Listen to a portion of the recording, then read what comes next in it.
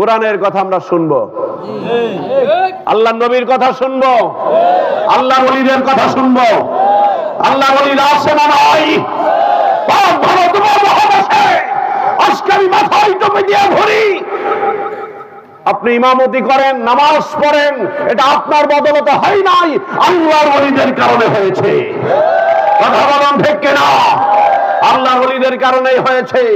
আল্লাহর ওলিরা যদি আল্লাহর দয়া করে যদি এই পাক ভারত উপমহাদেশে শাহজালাল, শাহপরান, খানজাহান আলী, শাহ মাকদুম, শামসুল হক ফরিদপুরি এই সমস্ত আল্লাহর ওলিদেরকে যদি এই পাক ভারত উপমহাদেশে না পাঠাইতেন, হয়তো আমরা দিনের সন্ধান পেতাম না।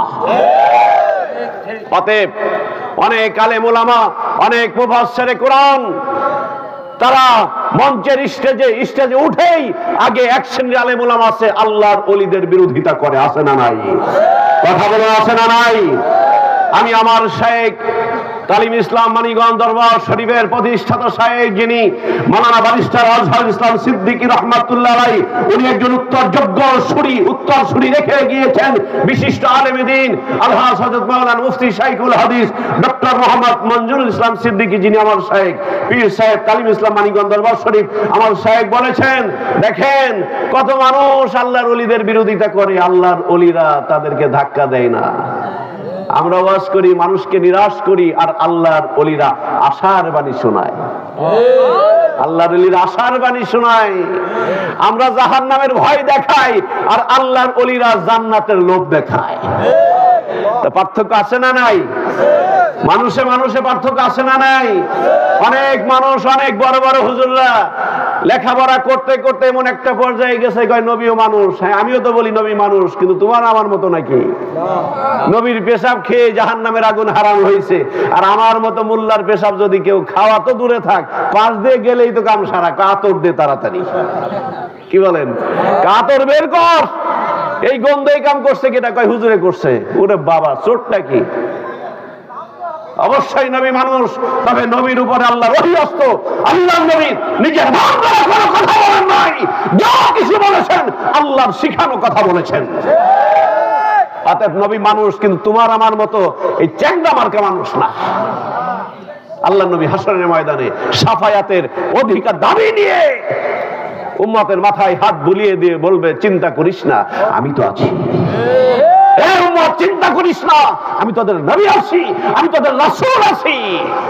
এই জন্য এই পৃথিবীতে নবীর মহব্বত, নবীর আনুগত্য, নবীর আদর্শ যদি আমি আপনি পালন করে যেতে পারি, আশা করা যায় কোরআন অনুযায়ী যদি জীবনটা পরিচালনা করি, সুন্নাহ অনুযায়ী যদি জীবনটা পরিচালনা করি, আল্লাহর ওলিদের সহবত যদি আমি আপনি লাভ করি, তাদের সহবতে যে যদি আমার জীবনটা আমলের পরিবর্তন যদি ঘটাইতে পারি, কবরে গেলে আশা করা যায় শান্তির নিশানা আমার আপনার কবরে আল্লাহ পাক সেট করে দিবেন।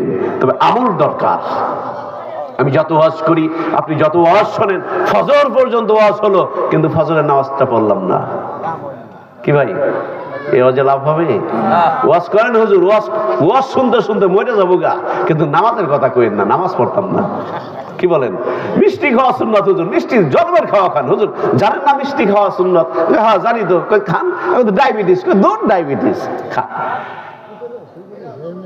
বন্ধুগণ, এই জন্য বুঝলে বুঝপাতা, না বুঝলে ভালোই তো জানেন আপনারা, আলহামদুলিল্লাহ।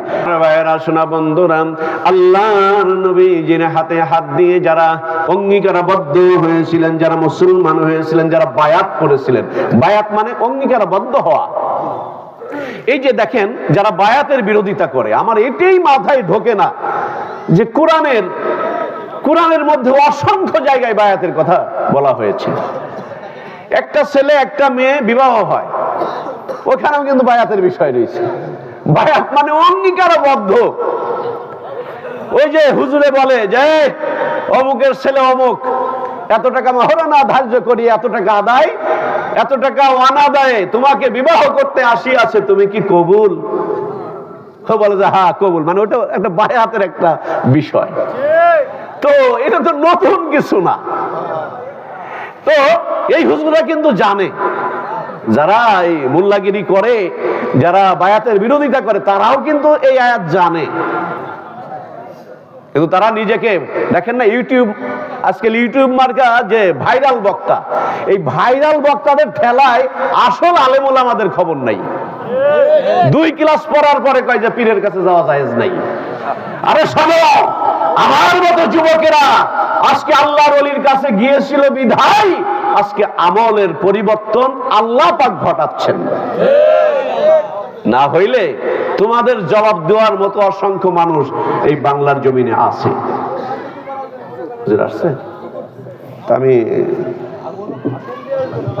আমার যাওয়ার সময় হলো, দাও বিদায়, মা আসসালাম। আসসালামু আলাইকুম।